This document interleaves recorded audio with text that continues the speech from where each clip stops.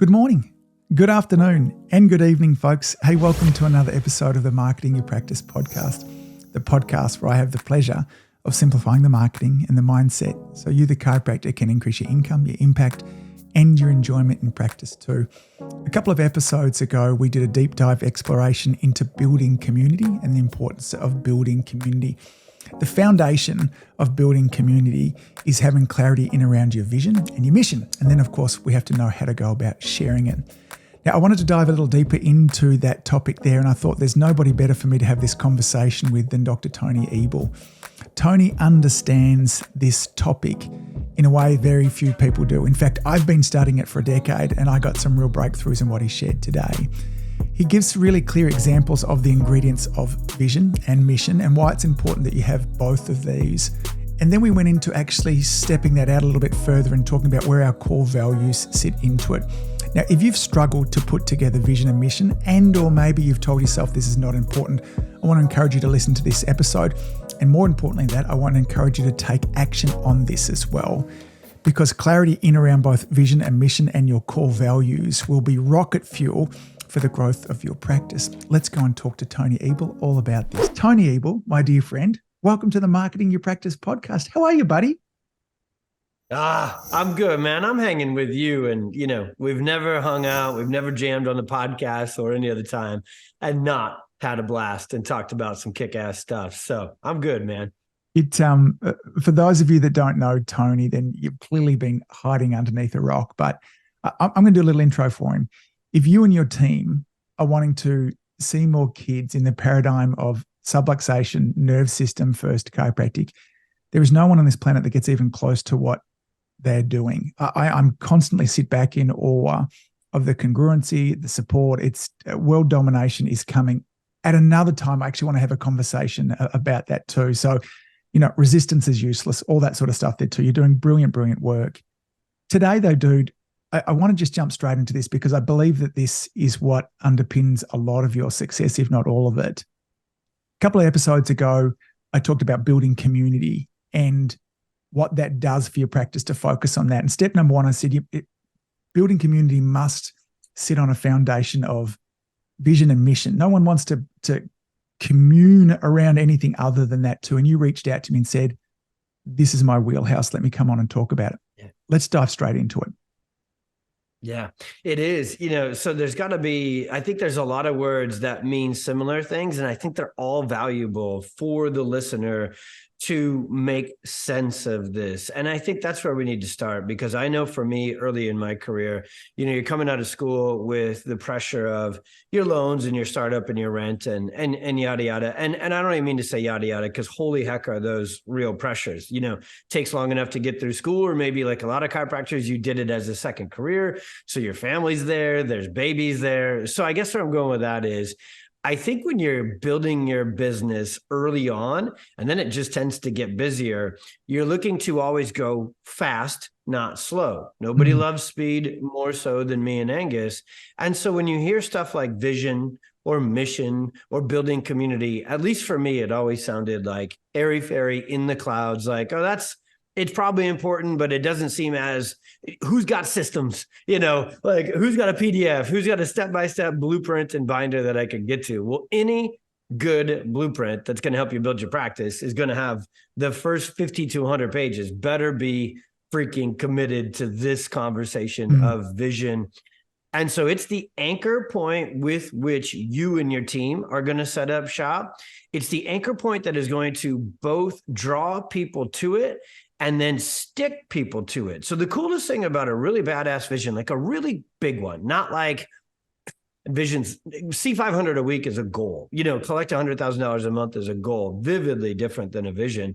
Like change the freaking community with pediatric chiropractic, take over for the pediatrician, provide hope and a source of empowerment and a place where parents can feel listened to, not judged. Like these are some of the attributes of our community.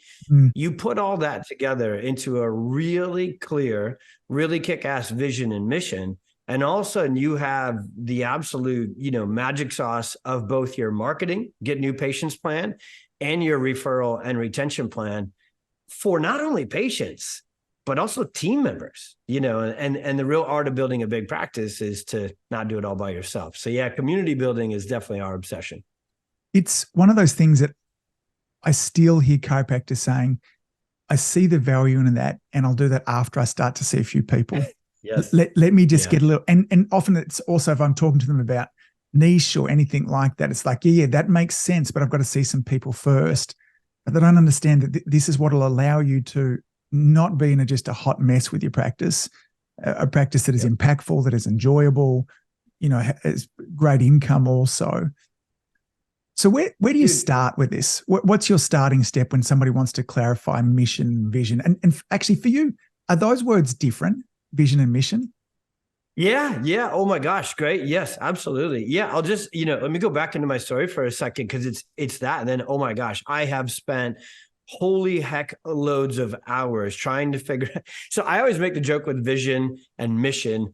At first, to me, it was like I was back in chiropractic school. We were talking about afferent and efferent. And I remember being in school being like, damn it, why couldn't they have changed more than one letter to make this, isn't it the same thing? And then I'm like, it's not the same thing. One is incoming, one is outgoing. And so actually turns out vision and mission are different as well. And it took me way too long to figure that out. So listeners here will be able to figure out. Real quick on the backstory though, I screwed this up. I think perhaps the reason I'm 10x committed to building community is because I didn't in the early stages of my practice. I took that bad advice you're alluding to that you hear most chiropractors. I had a coach say, when I was pouring Christine and I's vision to the coach we were paying, and so, you pay somebody the dollars you don't have yet, you tend to listen to them, which I think is still a net good strategy. Just go back one step, and I should have chosen a better coach. Yes. That's where that was the cause of that problem. And so they said, oh yeah, you could do that later. Just accept everybody right now. So accept back pain, accept sports injuries, accept insurance, and that whole pediatric prenatal.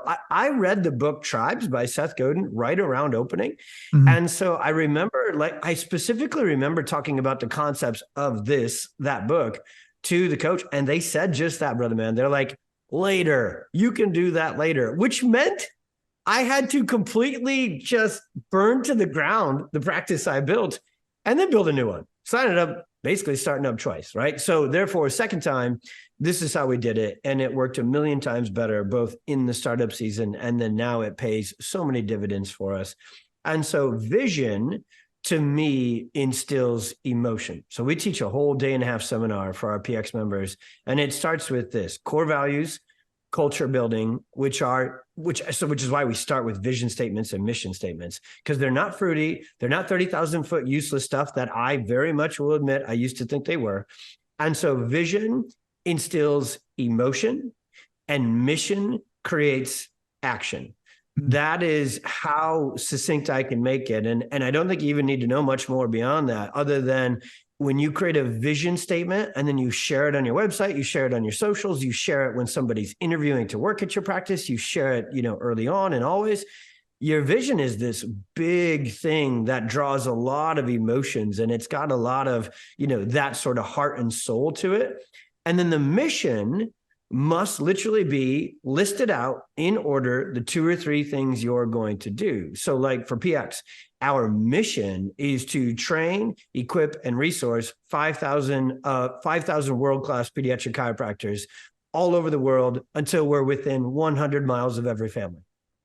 So that mission statement has a crap ton of details, right? Training, equipping, there's a number to it. So that's that we can look at it and go, that's our job. That's what we do. The vision statement, you can look at it and go, that's why we do our job. Yes. So that's, that's how you end up staying committed to the mission, because it's got such a big emotionally tugging, pulling, pushing, prodding, component to it. Can you tell me why both of those are important and what happened? Why are they both important? Yeah, because otherwise mission is, if you really build your mission big enough, it's really hard. Unless you're, let me make a little pansy, mission statement. Well, okay, what are you really in it for, right? So there will be so many days, so many months, so many seasons, probably, a year here and there where you don't really feel like going after the mission and getting the work done that is required to achieve the vision.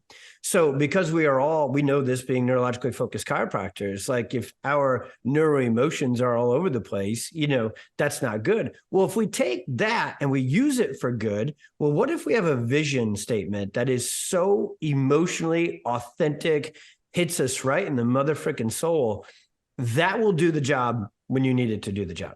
Right? Like, honestly, there is, you do this. This is you with the podcast. This is all of us with everything. Half the time or more, we don't want to do it. And now people are like, are we getting into sacrifice? No. Accomplishing the vision is the most fulfilling, enjoyable thing I could ever imagine doing on my time here. So the vision then makes sure that it pulls me out of any fatigue or any feeling bad for myself. And it says, you committed to do X, Y, and Z on the mission statement. The vision statement pulls you into action. And I would say for a chiropractic practice too, and this is going back to some of Simon Sinek's work, this idea of people don't care what you do necessarily, the mission, but they do want to know why you want to do it. And it's that why that really bonds the people to us. And at those times when we don't want to do things, when it is difficult, having a big enough why can move us through any of the hows. Yeah. You know what's a cool way to think about this? This just popped into my head. You'll love this because you study content and websites and conversions as deeply as we do. In fact, heck, you help us with PX Plus, right? So if you hot map and we've done this, we've hot mapped our website, which gets, pxdocs.com is the largest pediatric, prenatal, and family chiropractic practice website in the world because it's an aggregate of 500 plus doctors, right? So it literally is built like a local brick and mortar practice, but we have the ability, right now we have 30,000 moms coming to it every month. And the goal is to get to 100,000 in 12 months and 1 million in 3 years. So anyways, you get to hot map it, meaning if you've never heard that term, you can literally install these things on your website and it tells you where people go, which is the same thing as saying tells you where they don't go. So the flow of 70% of moms is they go to meet the doctor or your story first. And when they're going there, they're not looking to find out you went to Palmer or who gives a crap university, right? They're going there to learn your why because you're the founder. It's your story. So they're looking to see if their story, their vision for their family is something that would align with yours. So they go to meet the doctors and the story of the practice first. And then they go to social proof stories, right? So then they want to go learn, hey, have they helped anybody else with my kiddos, right? Because I have this vision of getting my kid out of struggle. I have this mental, emotional picture of my child not struggling anymore. So let me see if this doctor is aligned with that. Let me see if they've done it successfully before. So these are two emotional things. They're not really looking for information on our resume, right? They're looking for alignment and they're looking for relatability with the patient stories. And then they click on how it works, right? Everybody's got that what to expect or how it works tab. That gets way less traffic and it definitely doesn't get the first clicks. So they really, if you're tracking this with vision, which is emotion and story and why you are doing what you're doing, to then action, which is mission, process, how it works, that's literally the journey a customer goes on 73% of the time. And I got to think the other 27% of people clicking on our website are just other chiropractors trying to judge my technique, honestly. Well, let's start with this because hopefully our listeners are sold on the idea that this might be a good thing for them. Yeah. But where do they start? What are the first steps that if we can compress what you do in a day, if we can start to perhaps, have our listeners start on the journey by themselves, where do they begin the vision statement? Yeah, so they definitely center it around them first. So if you're going to build a community, it cannot be about the people who host the meetups. It cannot, you know what I mean? Like it can't be the people who actually own the website. It has to be 100% for the people that the practice will serve, that will congregate and gather there. So the first step in writing a vision statement is you have to write it completely for them. And this is actually really easy as long as we probably have to introduce one more word just to clean it all the way up, which is goals. When you're starting a practice or looking to expand it as well, every time you're looking to grow again, you got to go back to the fundamentals. You got to pull out your vision statement and be like, there's a lot of dust on here. Is it even what we really feel still today to grow to the next level in mission? And so goals are for you, vision and mission are for them. And so that's a key point where you can go, okay, well, if I'm going to write this vision statement, then I can center it around exactly who. So here's the elements of a good vision statement. I don't have my notes in front of me, but I think from the seminar, but I think I'll get it. It's who is this for, right? Mm-hmm. Who are we impacting? So that's the niche. That has to be front and center in the vision statement. And then what are they going to get out of it? What will they receive, or what will they achieve? You can look at both of those worlds, kind of receive, what benefits are they going to get? And then the final piece of a vision statement is, what does that all add up to? Does that transform the health of families in your community or in this world, right? So you got who, you got what they're going to get. And I look at the what, I look at the outcome that's going to be achieved as two-part. What are they individually going to get, the kids and families? And then the aggregate of that. What can that add up to and really achieve? And again, it doesn't have any how, because how is the mission statement, which is, so then if you read, here's what happens. Most people write a vision statement and they're like, come on over. This is what the seminar goes all the time, brother man, because we do breakouts. I teach this stuff for 20, 30 minutes, and then they bring their teams, they bring their CAs, and then they write these things out. And half the time I walk up, they're like, what do you think about this vision statement? I'm like, it's a great mission statement. Because you're so excited to get into the action, just live in the emotion and that's hard for me. This stuff, talking about this, thankfully I've taught that seminar 10 times. Otherwise I wouldn't be able to be much good on the podcast today, because I had to really force myself to go into big picture for them. What are they going to get out of it? And how can we change the world and the community through it? And I had to get that real written out. And then I could say, all right, well, shit, how are we going to do that? And now you move on to the mission statement. Can you give me an example, a rough one, of what a vision statement might look like for, someone that's in part of the PX tribe? Yeah. So for us with PX Docs, I always, whenever we're teaching this stuff, I actually am pretty conscious of not actually giving PWCs, the brick and mortar practice, because man, if chiropractors have some perpetual problems, copying each other is one of them. You know what I mean? And I don't think it's actually, sometimes maybe it's ill intent, but I think sometimes it's just like, we're busy and we're like, I like that one. It's now mine. If it ain't yours, it's not going to do you the amount of good that it does us. So we never, like, even at the seminar for our own clients, we don't share PWCs, but we always put PX Docs, because PX Docs is literally going after the same market, right? Moms and kids and families. So the PX Docs mission is to disrupt healthcare for millions of kids and families, so that they can live, God, I'm going to butcher it now because it's not right in front of me, so that they can just live a full, healthy, vibrant, what I really wanted to write in there, because it's my language, is kick-ass life. But my wife wouldn't let me write kick-ass, into it and put it on the wall. So the one thing that's in there is the emotion for me, just to give you a real life example. Yes. Obviously, I want to reach millions and it's about kids and families. The word disrupt, that's what gets me going every day. Because that's a big visceral word for me. So you got to have at least one of those words that is your emotional word that says, that's it. Right. So if it were some version, and again, I'm making this up as we go along, and the word, this is, let's just say, choose inspire, for instance, and there's better words out there. But if it is to inspire families to live a, healthy, drug-free life, so the world's a better place. Now, obviously that's very vanilla, but that has the ingredients. I'm inspiring families, that's who most, to live a healthier life. That's what's in them from there, and that makes the world a better place. That would be a stepping stone, which someone could then add more emotion in and around, but it has the basic ingredients. Yes?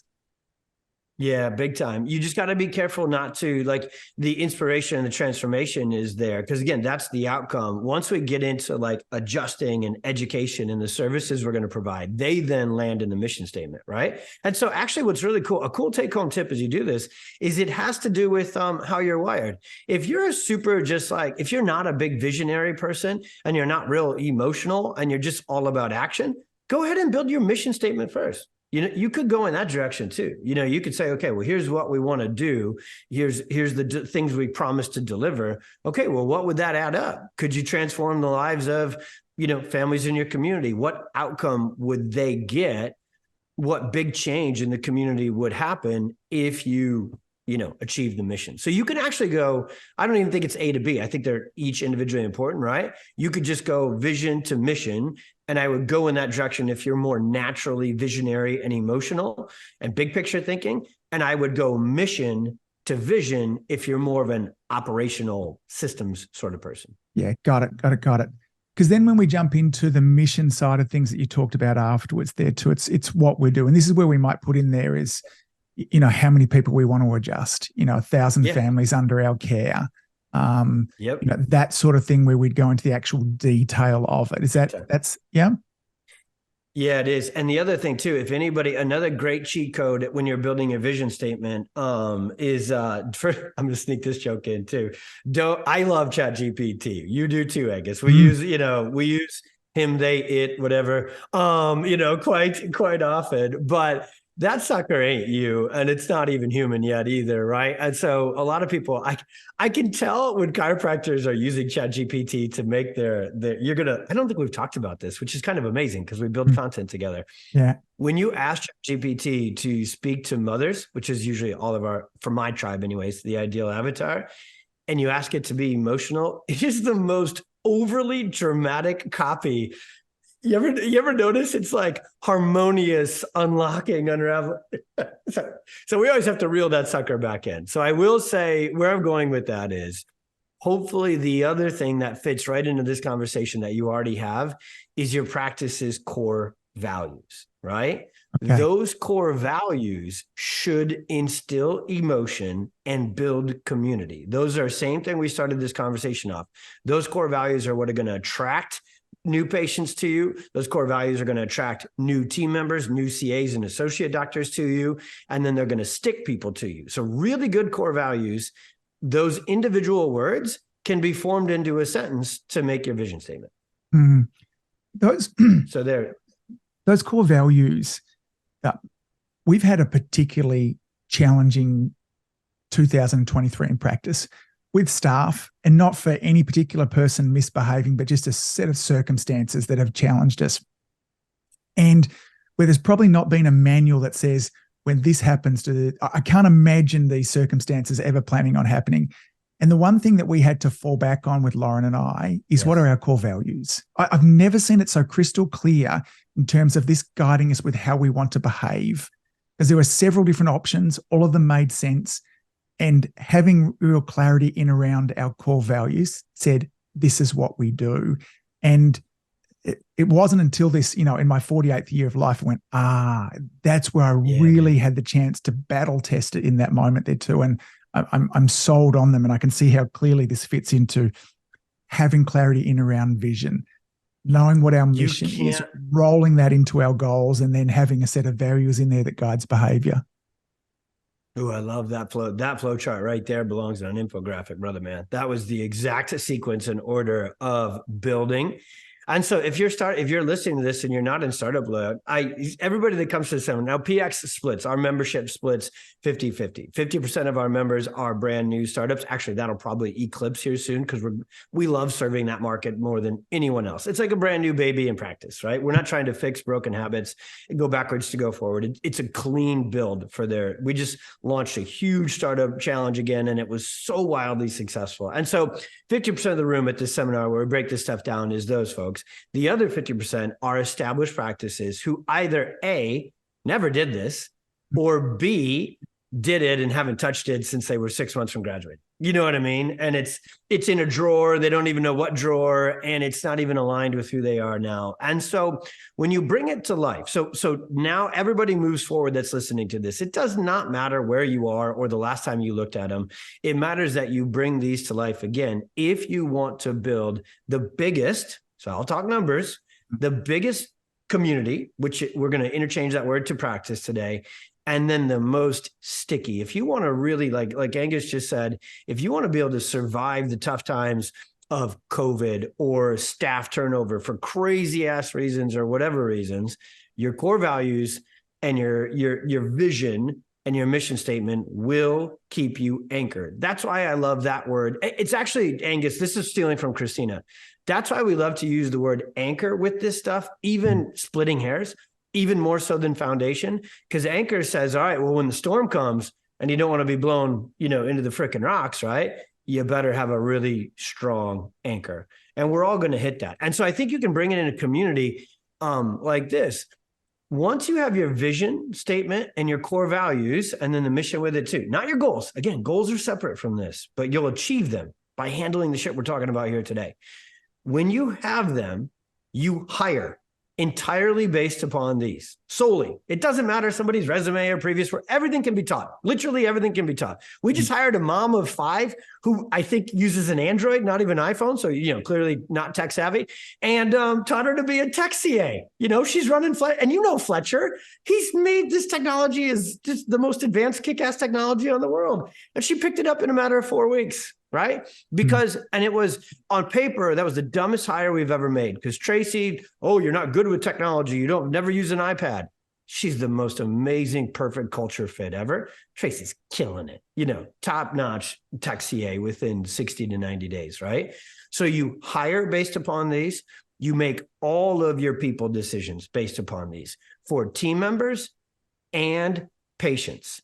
And I'll tell you, this is where it gets hard. Because when you waited too long to hire, so many people sacrifice on character and core values when they hire, because they think, this person, I don't like them, but they can get the job done, or, whatever it is. Same with patients.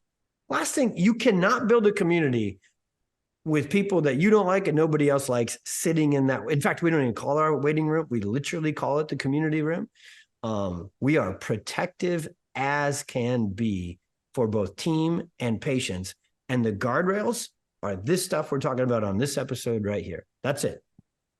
Buddy, I have been guilty of this because several times I have clarified vision and mission, and I tend to just roll all of that into one. And I spend all the time doing it, and then I leave it. How do you keep it front of mind? Is there a regular process that you go through once a month, which is just in the calendar? How does it not become a dusty document? Dude, another great question. First off, we get to cheat. If you really fall in love with this stuff, just teach a seminar. Teacher learns the most, right? You can always be like, we better have our shit together, if we're asking other people to get theirs together. And can you tell us after 5 o'clock my time? I'm swearing more than usual here. You're okay with me, brother. You know that. Oh, totally. So you do that, you get to share it. So, but that's for us. So here's the way we do it. It sounds corny and it works perfectly. At the top of every meeting agenda, every Monday at PwC, the core values, all 7 of them, and the vision and the mission statement are printed at the top of the agenda. And you could do that. And then like other things, it could just be a header that you never notice. My job, because I'm the visionary, CVO of the practice, my job is we start every single meeting going through wins, so patient wins and practice wins, and then I verbally, excitedly, lots of hand gesturing happening, tie that back to the vision and the mission, and I always tie it back to the why. So the why of our practice is the wins. Literally, the meeting agenda will tell you how to bring this stuff to life. We go through wins, which is our why, so it re-galvanizes our vision and mission, and it's right on the paper for everybody to see. And it's my job to bring that paper to life, right? Otherwise, you just print it, hand it out, and then the meeting goes like this. Then we review stats, so goals, right? KPIs, and then we review systems and stuff we got to work on. Most people with their meeting, they go right into stats, and they go right into shit that's broke and things they got to work on. And that's why their team fades. That's why they fade, because everybody's got stats. Some are good, some are bad, or, not as good as you want them to be. And then everybody's got stuff to fix. And if every week, every month, every meeting is only about those 2 things, and you don't, and it's not just doing it during the meeting, it's actually important to do it at the start of the meeting. Sequencing matters, right? And so we do it there. Then we have our quarterly meetings. We do our annual meetings where we spend the whole freaking morning celebrating wins and our why. And so it's just always, always, always there. And that's our cadence that we've found that has just brought this to life and keeps it to life.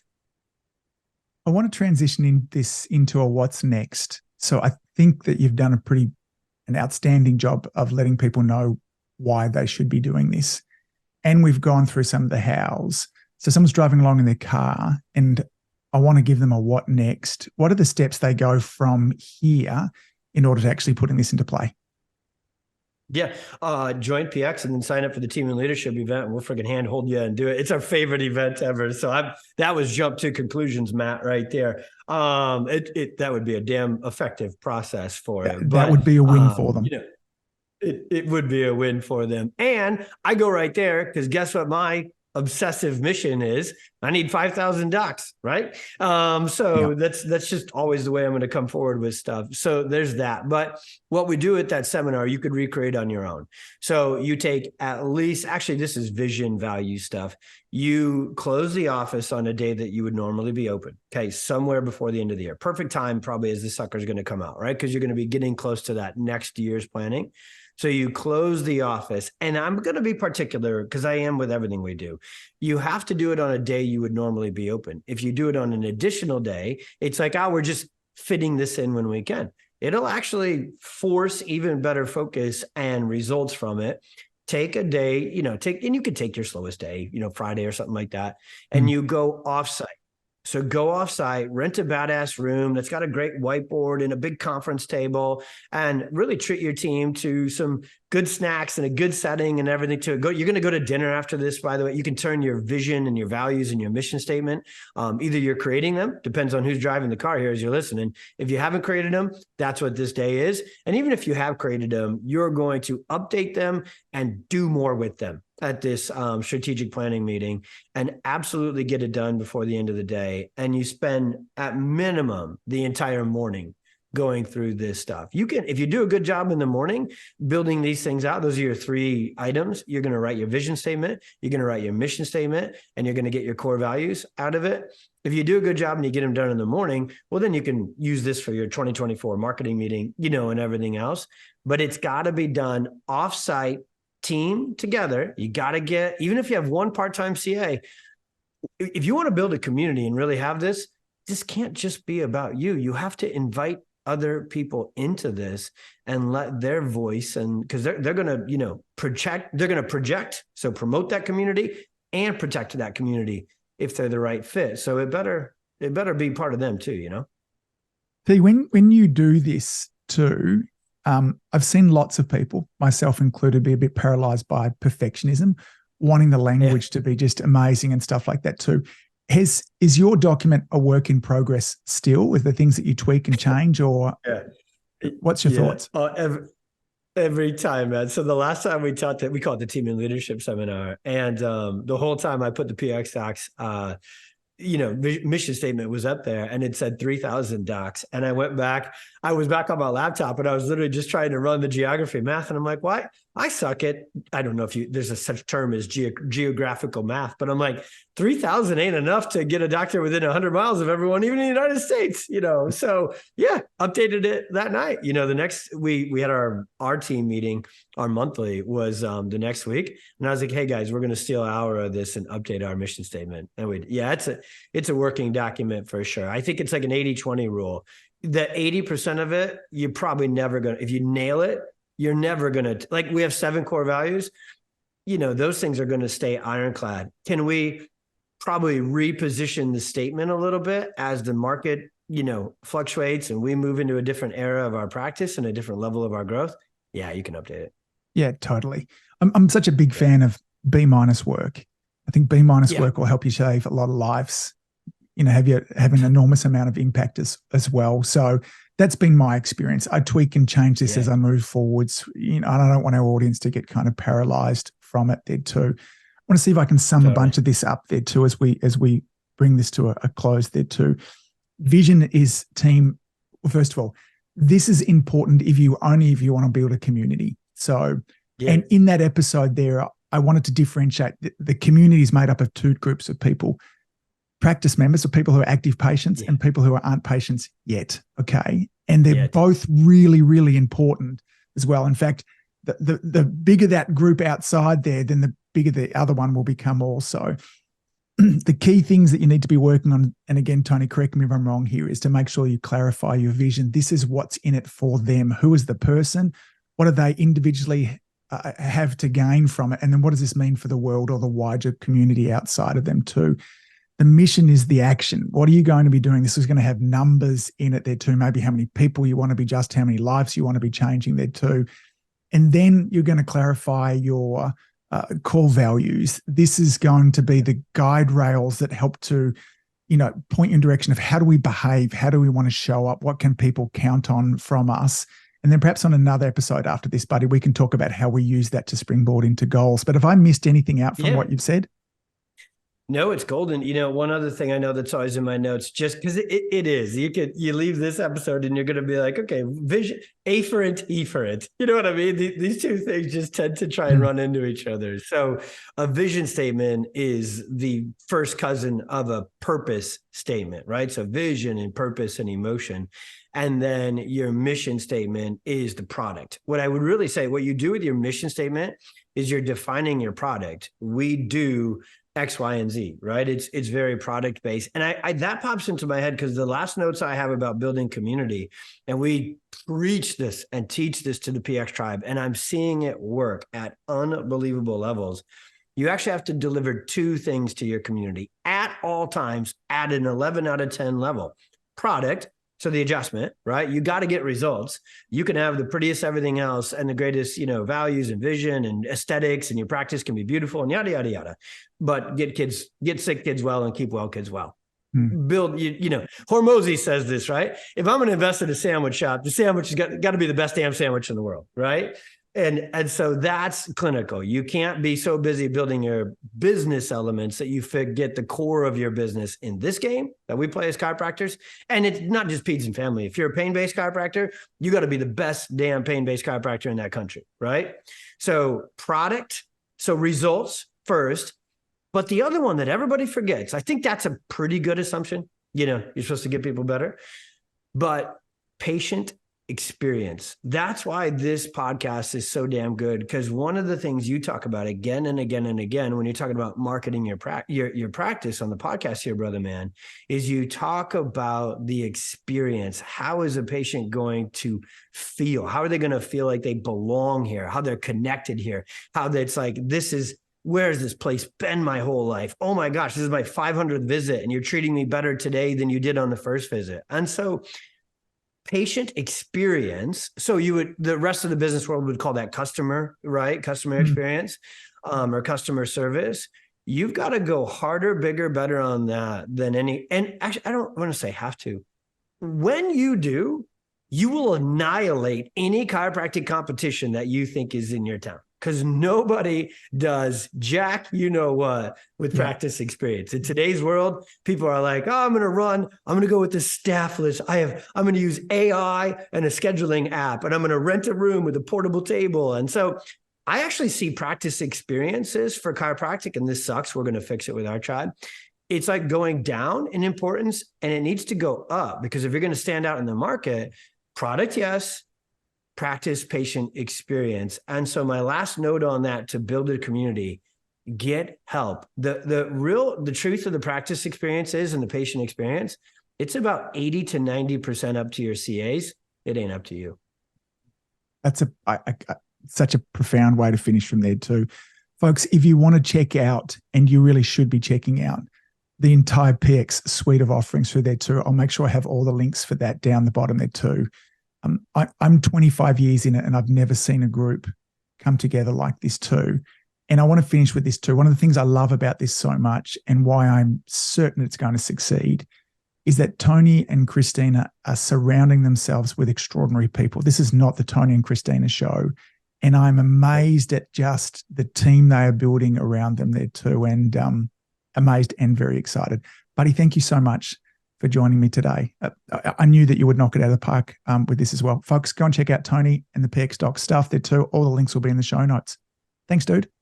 Perfect. Thank you, brother, man. Thank you, everybody, for listening. I love this stuff. Let's do better than we ever have as a profession, because they're so ready for us right now. If you've enjoyed listening to this podcast, you have to come and check out my community influencer program. It's my monthly coaching program where we take all this material and I'll work with you to help you apply it, implement it, and systemize it. The Community Influencer Group Coaching Program is designed to help you increase your practice income, impact, and enjoyment.